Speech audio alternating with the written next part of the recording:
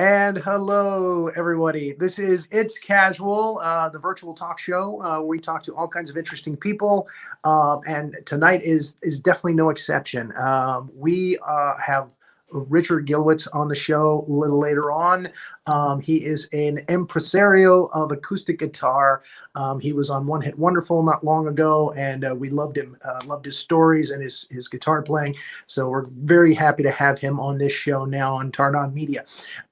And we were supposed to have Britt Allen from Australia, but she lost her voice. So I was able to talk to another friend of mine from Clubhouse. Her name was Barbara Heller, and she's a comedian and an amazing impersonator, impressionist. And we're going to bring her up right now. Let's talk to Barbara. Hi. Hey there. You got another show to do tonight. You've got Impression Idol to do in just a few minutes. So we're going to make this real quick. I am so grateful to you for filling in at the last minute and coming on. I've been wanting to get on the show for a while. Yes. You know that Mike Wilson's been on the show. Leslie's been on the show. Nikki's coming on the show, I think, next week. Oh, cool. So we've had a lot of people from the Clubhouse group that do impressions that have come on the show. You are a Clubhouse A-lister, though. You actually host several rooms on Clubhouse, and you're a very gifted comic writer, and an amazing. I'm going to call you a diva of mimicry. Oh, wow. Okay. Yep. Yeah. So if nobody else has said that about you, I coined it right here. You're the diva of mimicry. Okay. I've noticed that you also play a great straight woman to the impersonations that you do, the ladies that you do when you're on these shows. It's a lot funnier for you to interact with, say, Sandra Bullock or Celine Dion when you do your thing, and you kind of rein them in when they start to go too far, which is wonderful. That just tickles me to no end to see you do that. So, for instance, let's say Sandra Bullock was to come on It's Casual here. Yeah. How would she relate to all of this? I think she'd be like, "Can I get a script or something? Because I don't really do improv, but can I get a water? Oh, thank you. Okay. It's kombucha. I don't do caffeine. I'm really nervous now. Really nervous. I'm having a panic attack because I really don't do improv. Oh God, you smell so good, sir. Somebody. I'm okay. I'm okay." And then Barbara would rein her in. I'd be like, if it was me, I'd be like, "Okay, calm down, Sandy." Everyone calls her Sandy, by the way. That's like an inside thing. But on every, platform, she's Sandra Bullock. But people who know her apparently call her Sandy. Okay. And you do an amazing Melissa McCarthy. Another one that not everybody does. Ooh. Yeah, sad little life. That's what I have. It's oh boy, just a sad little, super sad. Yeah. And my favorite of yours is Julie Andrews, which is amazing. I thought you were going to say Helen Hunt. That's the one that I get all the time, but usually from people 40 and over. Helen Hunt is great, but again, I'm over 40. Thank you. I really appreciate that. I watched her since I was a teen. I've been watching Helen Hunt, and I'm significantly younger than she, but apparently most people under 40 have no clue who she is, and that's hard. Although, except unfortunately Bill Paxton, whom she despised. Evidently, they really didn't like each other. Ooh, Twister. So they did the movie Twister together. I loved him. But yeah, I think anyone who likes Kate McKinnon would really appreciate Helen Hunt because that's where she got her voice. So apparently, yeah, those are my two. Those are really easy to interchange. Kate is a lot more fun than Helen. No offense, Helen, but Helen's very, very thoughtful all the time. Absolutely all the time. And Kate is more like, "Hey, I'm Helen on drugs." Okay. So it's interesting. It's like the same voice, but yeah. You mentioned the word improv. You do a lot of improv on Clubhouse. I do. What would you say was your craziest moment in improv? doing something? Oh God, every Tuesday is crazy. So Philip and I have been friends for like 20 years. We did a show together that was called Big News, which became Top Story at IO West in LA. And Philip is the reason why I got onto Dana Carvey's show, because he knows that there's like there were 5 women in LA that could do a lot of voices. And he's like, you got to try out for this show. And I was like, oh my God, how did my agent not get me an audition? So I auditioned and I was, picked out of thousands of people. And it's because of Philip. So I absolutely love him. I love him anyway, but he's just the best. If anyone knows him, loves Philip. He's just so easy to. He was on the 3rd or 4th episode of this show. He came on. Yeah, we love Philip. He's wonderful. I got to get him back on the show. He has a great work ethic. I'd like to think that I have the same, and so we're like birds of a feather. So we've Wayne Fetterman is also a friend of mine who's amazing. But we've always been like on each other's radar. And when I actually had the idea for Impression Idol, I went to the Comedy Lounge, Scott Henry and Kat, and they were like, "We're looking at Henry." Yeah, exactly. And no hierarchy in this room. Yeah, he sounds way older than he is. It's weird. And how did he become Southern? I don't know. But we just did that for him. You're welcome, Scott. So he was like, what have you got? And I'm like, I have a million ideas, but here's the first one. And they were like, oh my God, that's amazing. That's gold. It's Impressionists doing American Idol. So I said, there's only one person that I could probably host it with, and it's probably Philip Wilburn. And they were like, oh my God, that's a perfect idea. And so I called Philip, and then he added everything, like all the lights and the sound effects and the wonder. And, he's just amazing. And so it's been like a natural, just, we show up, and every Tuesday it is a show. It's like, it's a twister. We never know who's going to be there. We get emails, people flake at the last minute. It's really like our show, Big News, which became Top Story. I always have to say that because they worked hard and they changed it. But it is like Saturday Night Live, because we just really don't know until the last second. And in fact, sometimes we go on stage and there's literally 3 people. We really need like 6 to make a show. And it's like the gods above, just sprinkle the fairy dust. And then people like you, Rory, show up who are super talented and have these incredible impressions at the last minute. And so we have a lot of faith, actually. I think that would be the thing that makes the show work. And it's very notice that people show up a lot late for that too, like 15 minutes after you start, that's when the second wave comes in.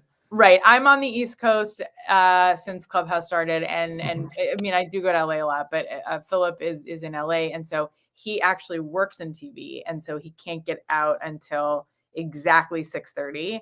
And if I'm such a G-rated, boring person that comedy is the only drug I have ever. So I have to get in my bed by like 11:30. And so, I'm such a baby, and I'm like, no, it has to be 9:30 the start time, because that's the earliest he can do. So poor Philip is like leaving work every day, and thank God it's audio. And then we just kind of we roll right into the show, and he's so great under pressure. And so, people will show, if they're on the East Coast and they're putting their kids to bed and eating, they will show up exactly at like 6:45, which is 9:45 on the East Coast. And we have a lot of East Coast comedians that like clockwork, 9:45, they are on the stage. So you'll notice the patterns, but we're so grateful because it's so much fun. And the show is always under an hour. And I never know how it happens. It's like lightning. It just happens so fast. So yeah, sorry, that was a really long explanation for. No, it's fine. I did want to ask you that you mentioned the Dana Carvey show. Are you talking about the Dana Carvey show that launched Colbert's and the second one? Oh, so there's a new one. I call it Dana Carvey show, but it was called First Impressions. Okay. All right. And it launched Melissa, even though Melissa Villaseñor had already been on America's Got Talent, she went directly from First Impressions to Saturday Night Live. And Saturday Night Live. That the 3 people involved with SNL on that show kind of got her there. That's just I don't know, but that's my impression on it. I really don't know. I don't have any intel, but I was sitting next to her every day, or the day that she was there. I was there every day. They hired me to be the fill-in if anybody got sick or was nuts or weird with Dana. And I was supposed to be in episode 1, season 2. And so I was there every day of season 1. It was really cool. I got paid more than anyone on the show, but I never got to be on camera because they canceled it before season 2 started. But the NBC people were like, you're going to be, on the very first episode of season 2. So if it ever comes back, I am promised a spot. But yeah, there's a lot of wonderful people on that show who got onto Mad TV, which had a short run after that show. And it was awesome. It's only 6 episodes, but you can see all of them on TBS. Definitely look for it. I think. Definitely look for it. You're also an impressive singer as well. You do a lot of singing impressions. You do Celine. Yeah, I do Celine. Yes. You want to hear one of those? Oh yeah. Okay. One of my favorites is the COVID. So I wrote a whole series of COVID songs, which I've been. I do celebrities going grocery shopping, and then I do celebrities with COVID. And so last week I did Sarah Bareilles. Spray what you want to spray, but let the windows down. So like that's one. Celine Dion is my favorite though of the COVID songs, so I'll just do a piece of that. Don't breathe on me, I can't get COVID. The vaccine isn't enough for me. I'll be waiting up here, deep in my state. Let me be alone until COVID is over. Can't you see? Oh, we're just doing a solo on me. Okay, I was like, what happened? Can't you see I make $7 million a week? Let me breathe alone until it's over.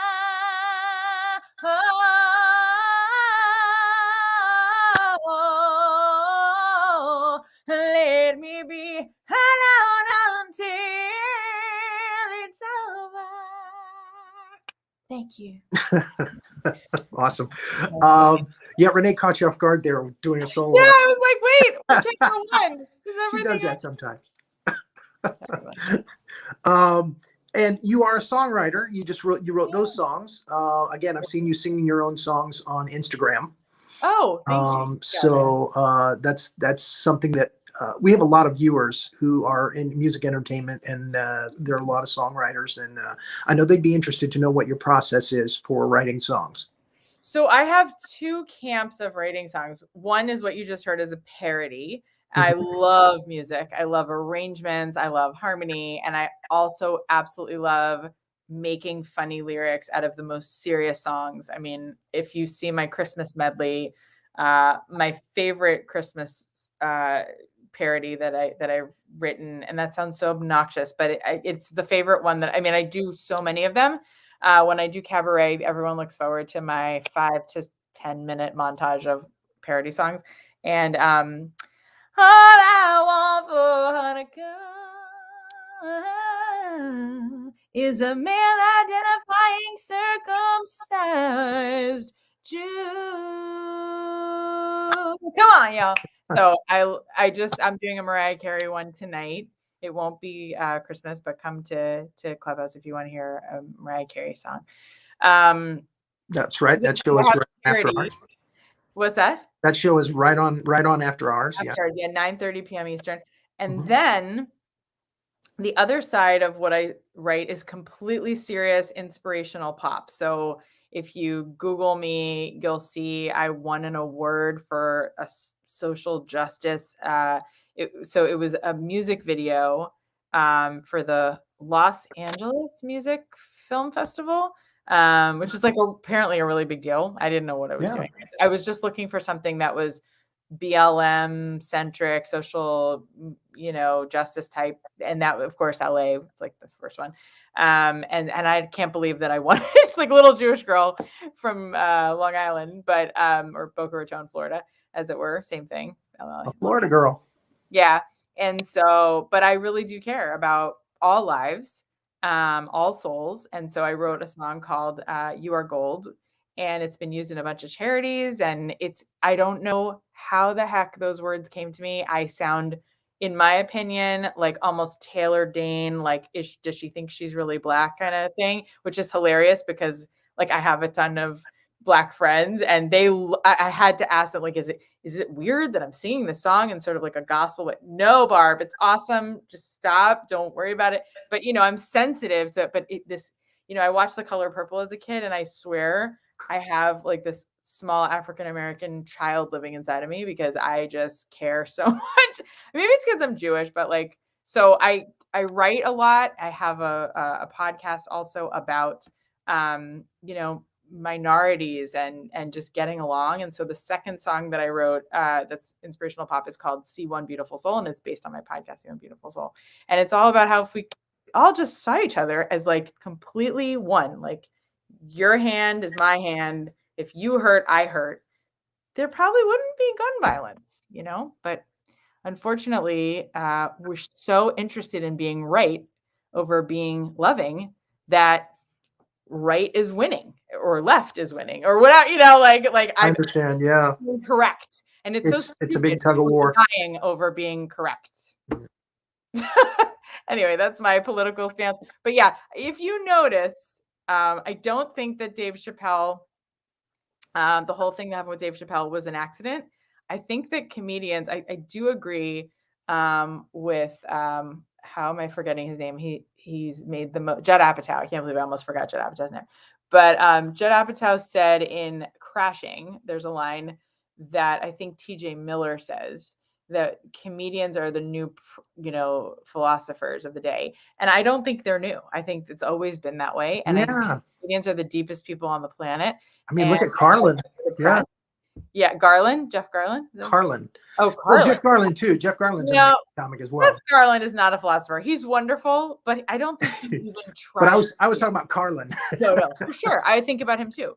But anyway, I'm like going on a tangent, but I do really care about humanity and like the way that we're going. And, a lot of comedians pretend to be like, I don't give a crap, and I'm just going to sit here and complain. Like, that's not my stand-up. I write stuff that is usually G-rated and has a little. And that's what happened to Carlin in the later years. He moved from self-deprecational comedy and kind of head comedy onto being the grumpy old man kind of comedy. Right.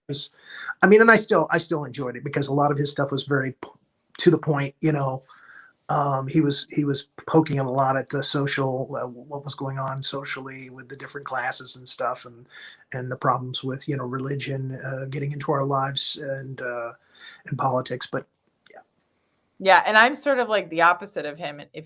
I think we both would probably agree on a lot of things, but I think religion is great.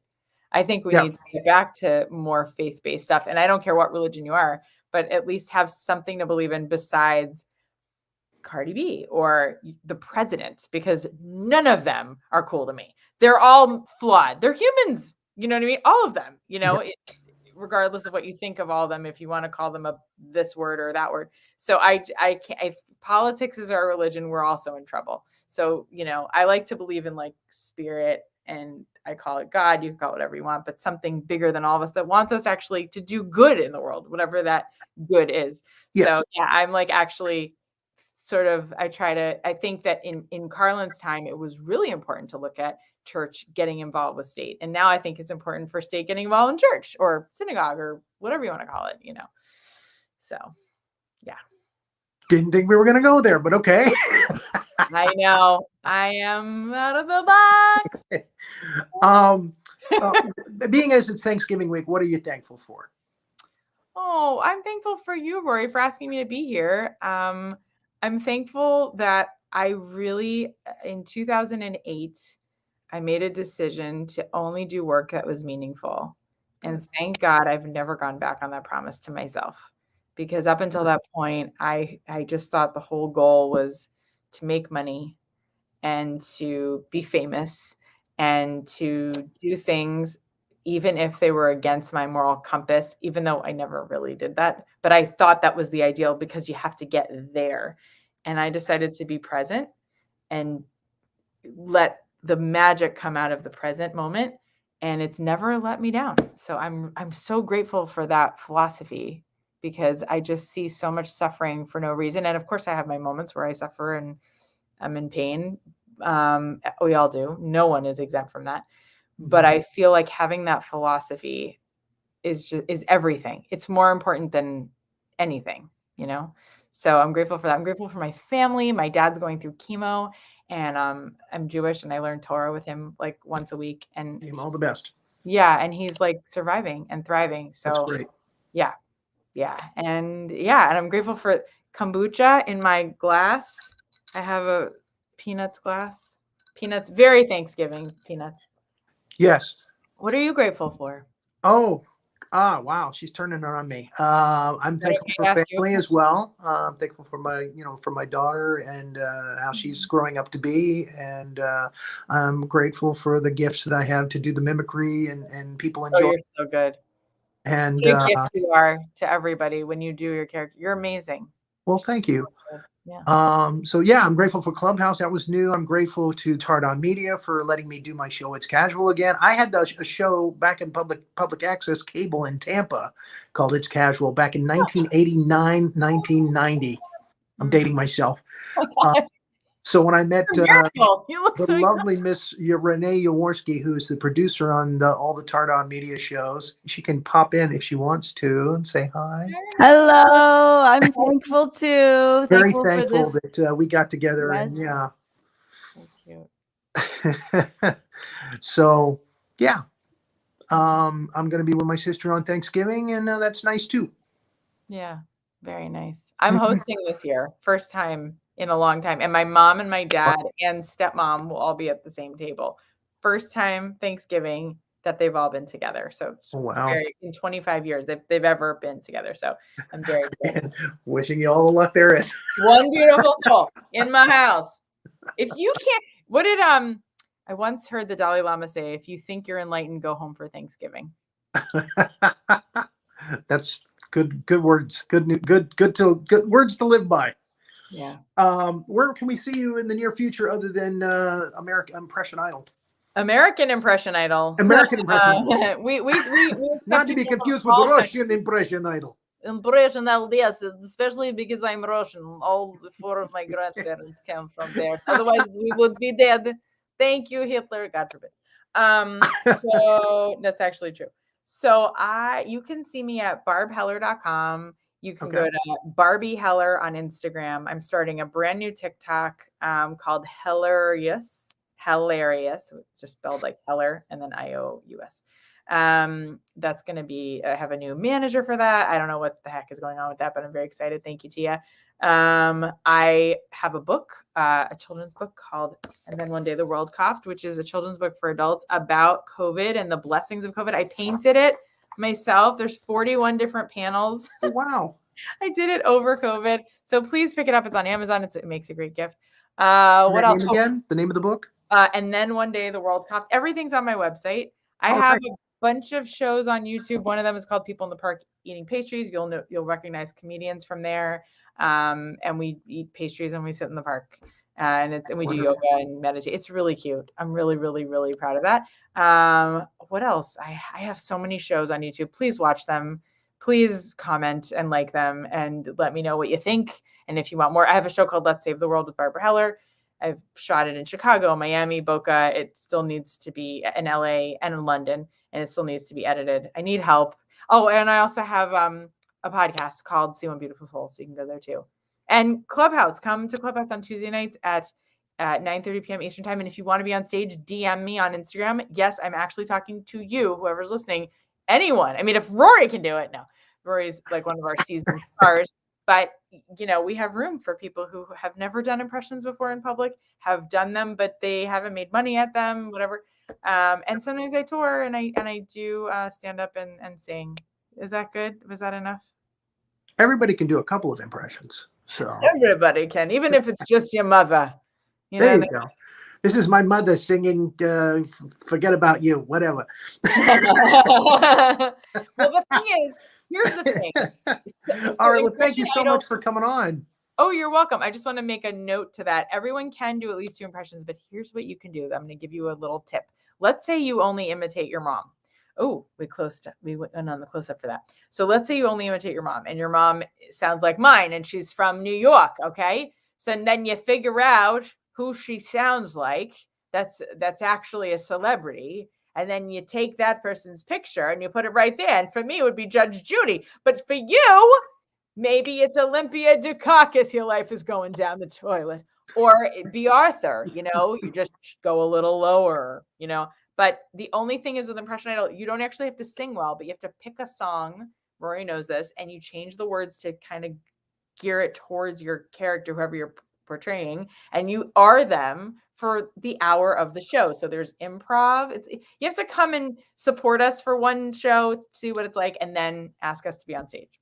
And that's it. Yep. But it's more important for your impression to be better and your acting to be better and the words of your song to be better, which only has to be 1 minute, by the way, than to be a great singer. So because people are like, oh my God, it's Impression Idol, you've got to be a great singer. Not really. It's more about how you are as an actor. Okay. Yeah, and being funny. Again, like you say, tailor the song to fit your character. That's right. And you asked me to do Julie Andrews, so I'll do really quick the last line of put down the ho-hos. It's not that hard, no. I'll just stop right there. Yes. I feel like I should do Edwin now. A few people have done him. Isn't that weird? It's like, I don't know how he was popular. Philip and Michael and I love to do Edwin whenever we get to the chance because it's also the voice of King Candy, But my friend Aaron Gamelli also does an amazing Steve Wynn. I don't know if you know him, but he has followers. Oh, he's great. He does so many characters, and it's so weird. And also, I think Michael Geniak did him, and it's the weirdest thing. Like, there've been maybe 20 guys that I brought, and like 5 of them have all done Edwin, and I'm like, how is this possible? Like, he's so old. I don't know. And it's the voice of Wally Gator, So. So a Hanna-Barbera connection there. Thanks again for coming on, Barb. I really appreciate it. And I'll see you in a little while. I'll see you on the club. Very good. Bye. All right. Wonderful. Man, that was great. I'm going to ask Renee, did we get any videos from anybody this week for the show before we bring up Richard? Well, yes, we did. I'm going to bring JP back on for this. Okay. But you caught me as I was lounging.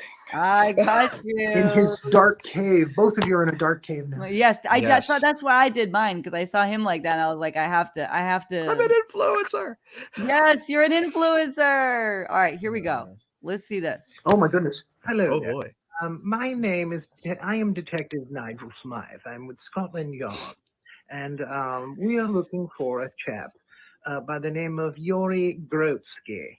Uh-oh. He's a deputy finance minister in Russia. And we believe that he has absconded with Russian funds to America via the Arctic and then down into Canada. And we believe he might be in Washington, the other Washington. Little colonial humor there, and or maybe California. So we know that he's contacted your show in search of a girl named Urina. So if he contacts you again, we would be most grateful if you would contact Scotland Yard and let us know where he is. Thank you ever so much. Again, this is Nigel. I hope you have a wonderful show tonight. He's such a gentleman, isn't he? Well, he's very polite. So nice. He's very nice. Polite. But he's looking for Rory Grotsky. Mm-hmm. I know the man he's speaking of. He did come into the show. Was looking. He really likes this girl. Yeah, looking for Urina. Yep. I don't think it's gonna happen. I don't have a lot of I don't have a lot of hope, but you never know. Keep hope alive. It could happen. She doesn't seem to be too interested in him. She doesn't seem to, but sometimes he can wear a person down. So I'm just watching. I've got my popcorn and I'm watching the whole situation. He's smitten, and apparently he's in America now somewhere. Yeah, he's hiding. He's probably, we don't know where he is, but he might pop up on this show for all I know. Love. Well, the last time we saw him, he was in Siberia, right? Yeah, exactly. Off. Yes, I know. Right. He's quite the man of mystery, this guy. So now he's got Scotland Yard looking for him, probably Interpol and the CIA and everybody else. Okay, well, again, like you said, get the popcorn ready. We don't know what's going to happen. He's here. Okay, Jonathan and I are going back in our little caves here. Well, let's go ahead and bring the man who turned his back on NASA, on Mr. Richard Gilewitz. Oh, so good to see you again, sir. Hey, can you see me all right? I can. You're a little dark in the face, but you're okay. You have been described as an acoustic adventurer, a fingerstyle wizard, a master of moods, and a spinner of enchanted yarns. So that's impressive. Yeah, you've got to think of something while you're driving around for 500,000 miles. I actually did. Before I ever flew, I drove 250,000 miles in a Toyota Starlet and then 250,000 in a Toyota Corolla. Wow. And that was just driving and touring. So, man, I think the two longest trips I did an 18-hour trip up to Cleveland from Tampa, Florida, and then I went out to McAllen, Texas, where you can see the line in the sand between Mexico and Texas. And that was like a 21-hour drive. And I was chugging Mountain Dew. I diet Mountain Dew every 30 minutes. I chug one. Well, you were talking about impressions with Barbara, and I remember one of the flights I took to New Zealand. I was so bored. I was trying to read my own mind, and I got lost. And then I thought, well, I'm going to try and do impressions of myself. And I realized I didn't know how to do it. I didn't even know how to be me. So those flights will do something to you. Anyway, so how are you? I'm good. I can't complain. We just gave thanks just now. What are you thankful for this week? You know what? Honestly, I'm believe it or not, I'm actually thankful that I still like playing guitar. I've been playing for about 45 years, and we are too. Yeah. Thanks. Well, things can drift away, and I have a guitar teacher. I think I told you about him last time, David Walbert, who is one of the inventors of Trivial Pursuit. Yeah. And I just started taking lessons with him again, and he's showing me all kinds of little cool things that, you never stop learning. Floyd Mayweather, Tiger Woods, they still have coaches, so nothing wrong with me still having a coach. I also got a dog. I got a Belgian Airhead. No, I made that name up. It's I don't think I've heard that breed. 50.6% Great Mountain Pyrenees, something like that. So did a DNA test on him, and he came up as like 7 dogs. But it's possible if somebody enters the hallway, you're going to hear an explosive bark. Sorry about the lighting in here. I'm still trying to figure it out. There was another camera. Well, I know you were concerned about the glare off the picture there behind you. Yeah, I'm trying to see.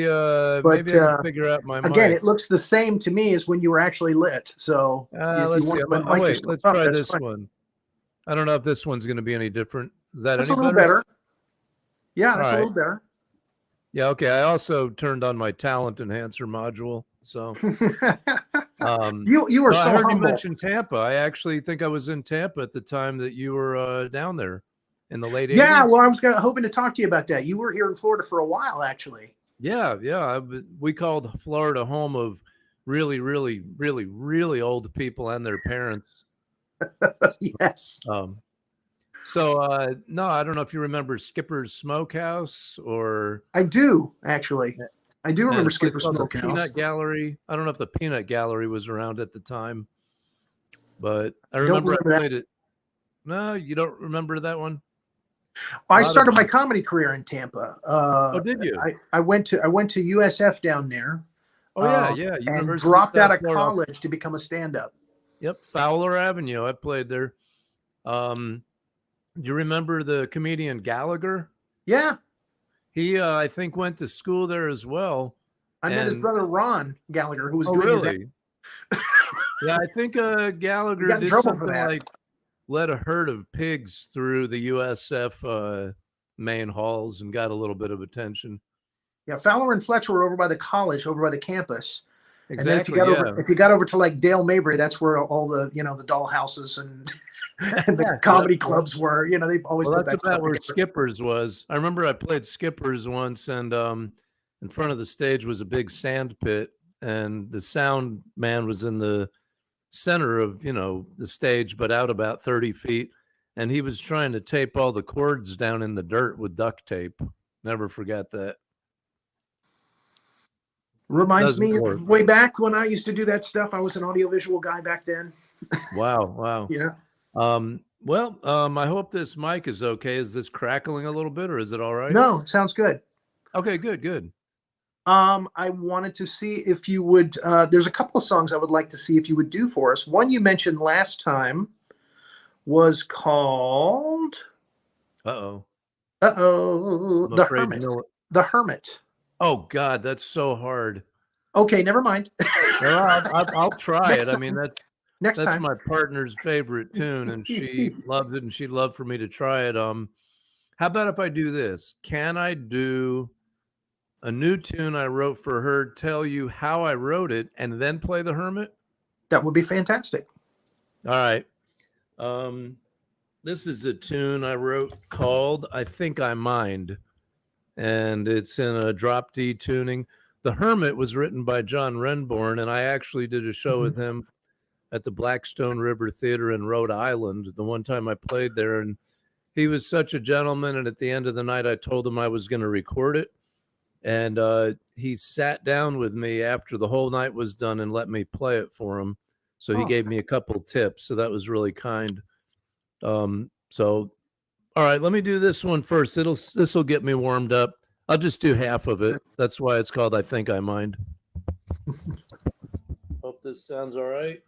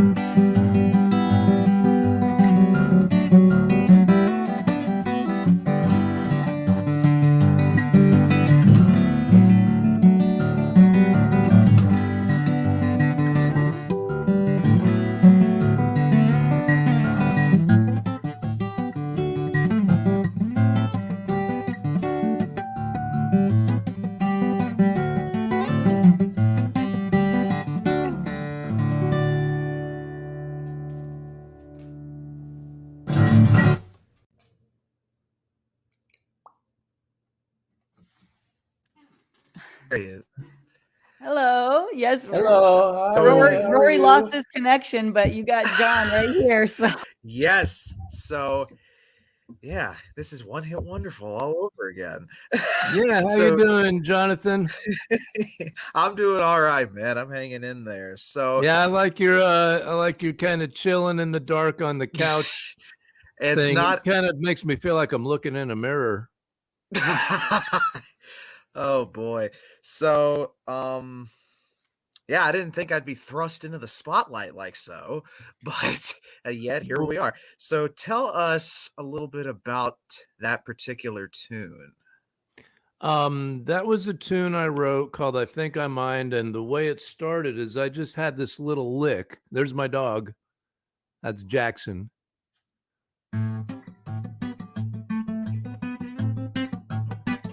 So I just had that little lick and I recorded it on my phone, and you know, you always get working titles, and I just remember thinking, oh, I don't think I mind that lick, it's all right. So I just thought, I think I mind. That was like a working title. Here's my dog's nose. Hold on. Yeah, Jackson Well, looking for his anyway, 15 minutes of fame. I always say anyway, like I'm about to make an actual point. So I just kept getting little licks and things, and I would record them, and I would call it like, I think I mind 3, 4, 5, 6. And sometimes they were very similar to each other. But then what I did is I had 72 of them, and I put my headphones on and I walked around the neighborhood listening to it for hours and hours and hours over a couple, 3 months. And I just started editing, and you start hearing what you do and don't want. And then my friend Tim May, who I'm going to record this with in a couple weeks, he won Best Instrumentalist of Nashville. He's nominated for a Grammy. He's just stunning. Oh, yeah. And so I ran it by him, and he's what Leo Kottke once said, you have to be a ruthless editor when you're writing.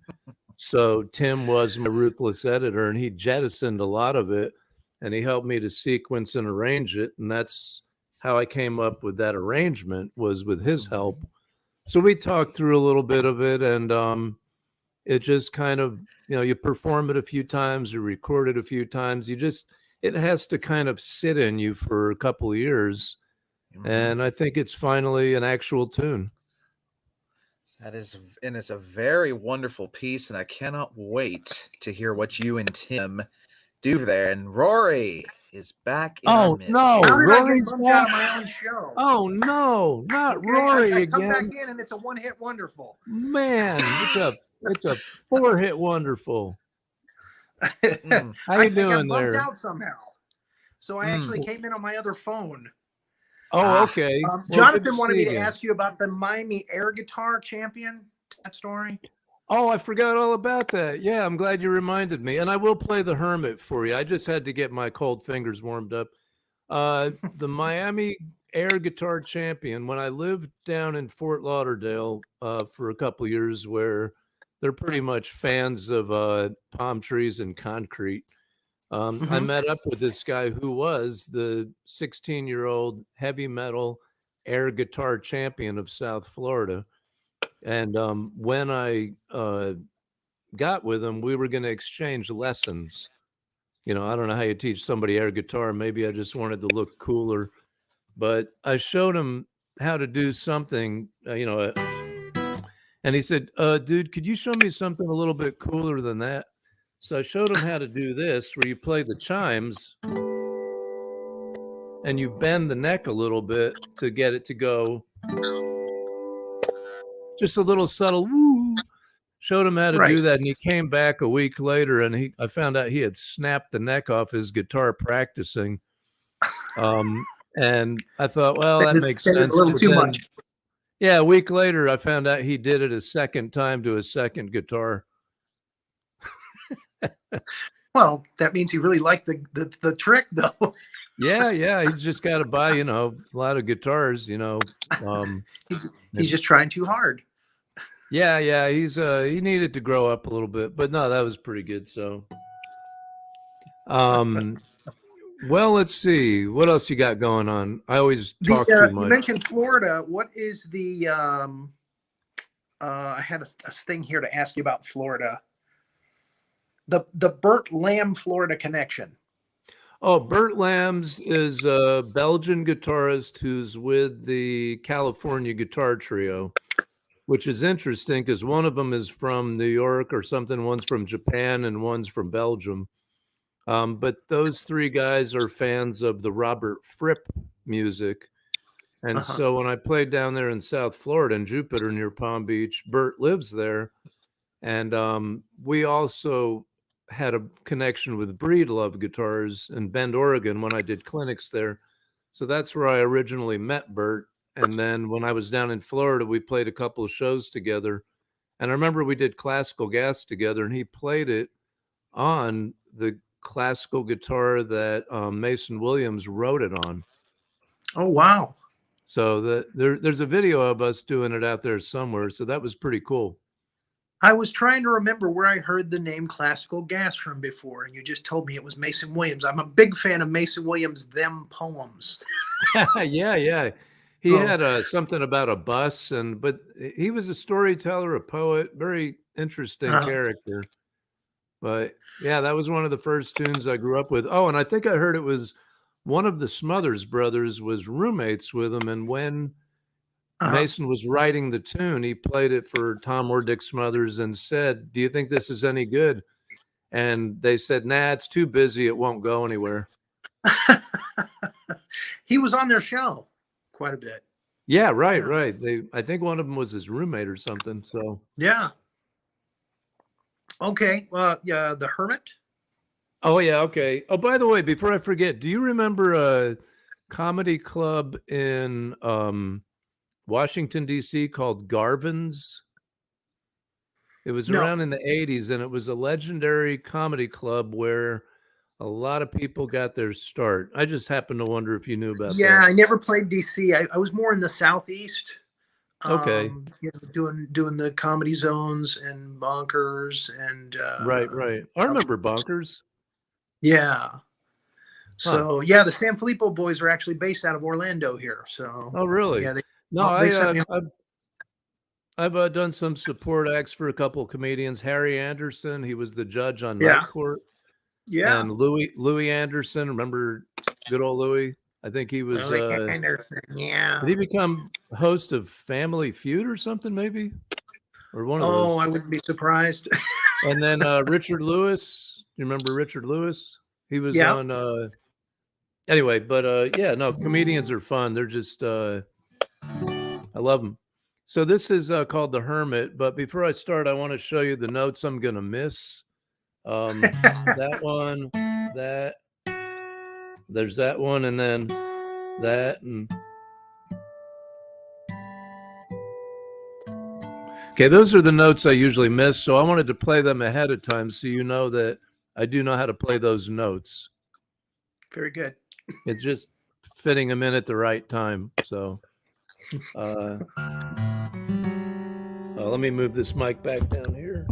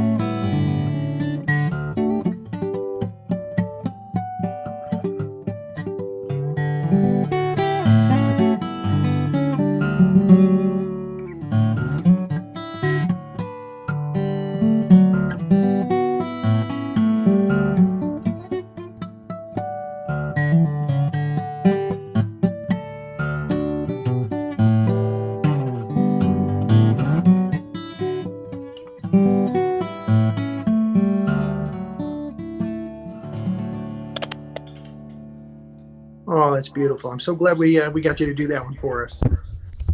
I haven't played in a couple of months. That's terrible. I played that for my guitar teacher, and he told me that when I play it, I make a face like a cat in a litter box. So I've been practicing trying to smile while I play, and that's hard. So I'll know I'm an expert guitar player when I can smile or chew food or swallow the food I chewed while playing that tune. Until then, it's open mic night for me. And you say you're not a comedian. I still say you're the Stephen Wright of acoustic guitars. So that's my moniker. It's a nervous breakdown in slow motion. That's it. You mentioned Mr. Sputnik last time we talked to you, but you didn't tell the story. So I was kind of curious about that.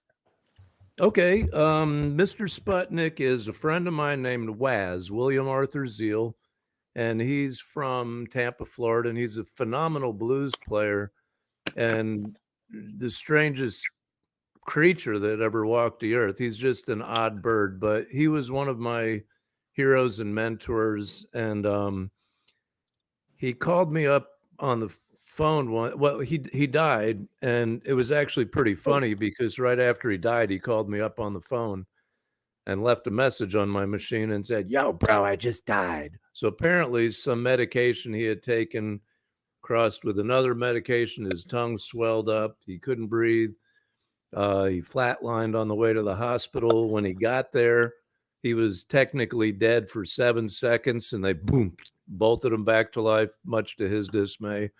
And he told me that while he was gone in that zone, because of the machinery in the room, he thought he had died and gone to robot heaven.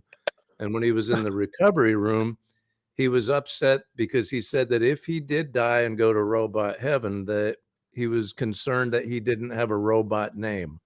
So he wanted to be called Mr. Sputnik, and he told all of his doctors to call him Mr. Sputnik. And he asked me to write a tune for him, and I did. And it's one of the happiest tunes I've ever written because I'm sort of glad he's still alive. But after I played it for him, he was concerned and upset that I did not acknowledge his death in the tune because it was all like happy major chords. So I'll show you what I did for him. I included a C sharp minor for 2 beats because I figured out how to fit that into the tune like a little puzzle piece because it resolved to a D and an E major. But he was upset that it wasn't long enough. He thought the death should be longer. I said, look, you were alive for 60 some years. You were dead 7 seconds. This is a 3-minute tune. I gave you 2 beats. And it's a happy song. Enough. Yeah. So what the hell? So I called the tune Mr. Sputnik, and so that's the story. Okay.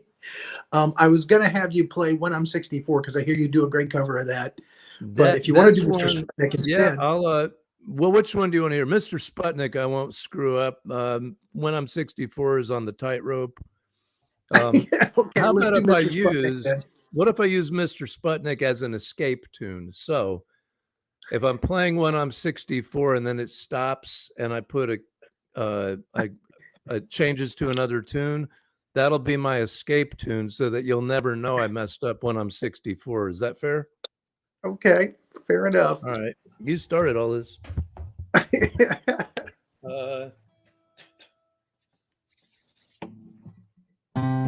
What? Kind of sad when you blow the first note.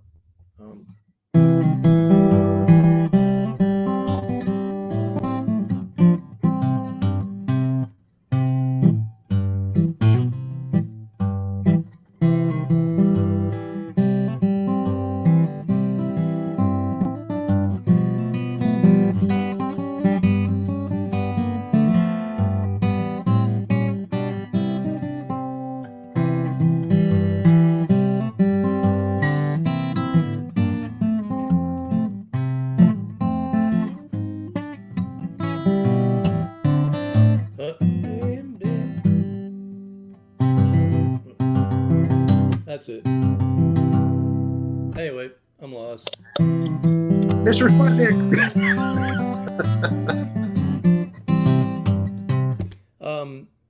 So then That I took me ventured- back. That took me back to my Beatle days. No, I know the tune. It's just I can only play it when there's nobody around. But it's on a CD I put out, Tasmania Live. So, Yeah, you've actually been to Australia and New Zealand several times.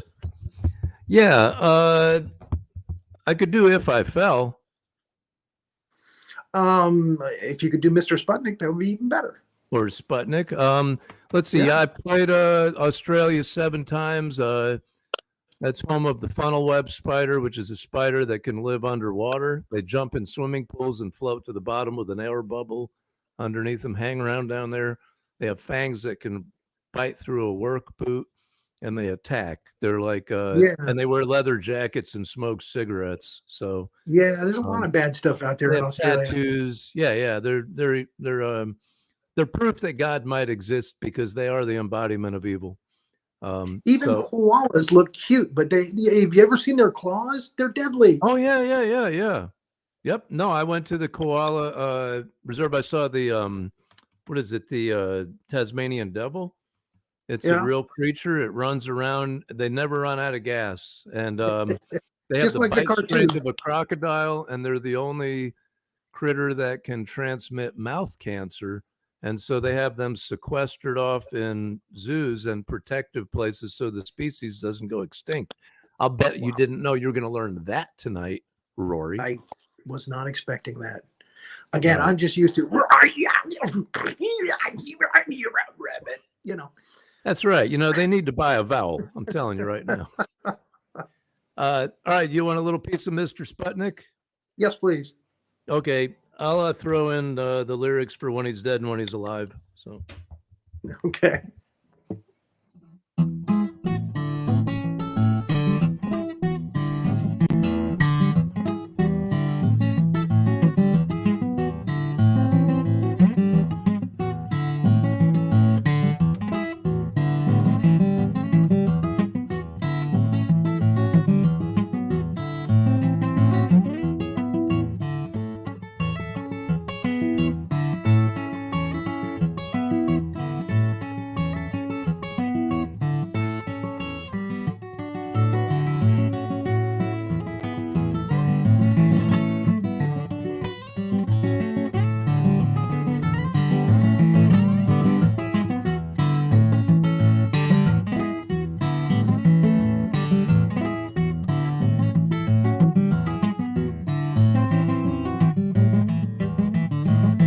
tongue swell.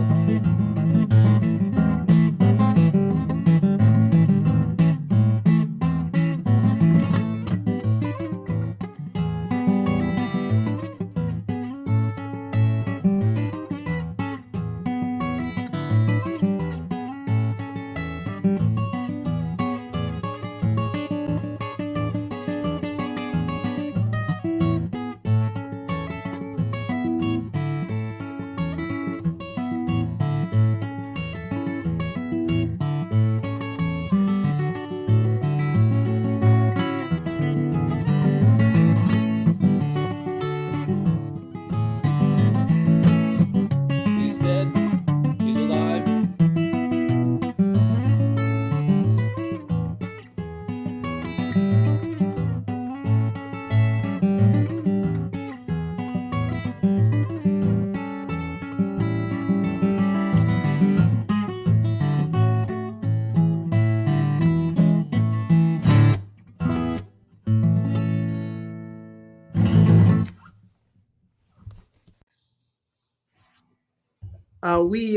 We want everybody to look for your CDs and for your ukulele book that I know is on Amazon. And where you got a show coming up on December 5th?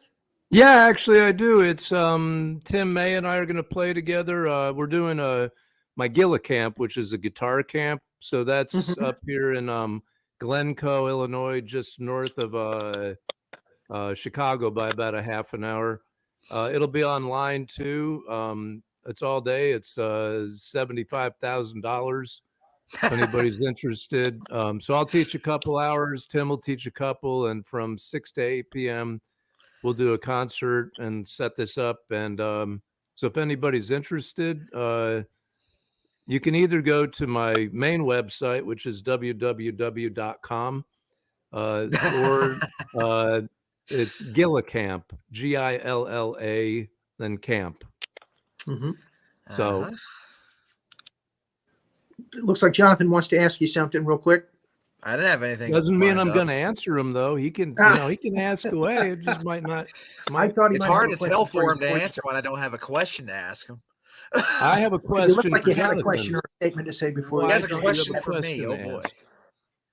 Okay, well, thank you so much for coming on again, and we're going to have to get you back on again real soon. Wonderful speaking with you. We had a great show tonight. Thank you so much for being thank a you. part of it. My fingers were a little cold, and let me know next time what tunes you want me to do first, so I'll warm them up and get them You ready. know, and I thought to tell you this afternoon, hey, maybe I'm going to ask you maybe about this one, and so I will do that next time. I promise. The Hermit and When I'm 64 are challenging tunes, but give me a little heads up, and I'll play anything you want. Okay, I will do that next time. I promise. Okay, all right. Hey, y'all take it easy. Tell Renee bye. I guess she probably went to make a tuna sandwich or something. Where is she?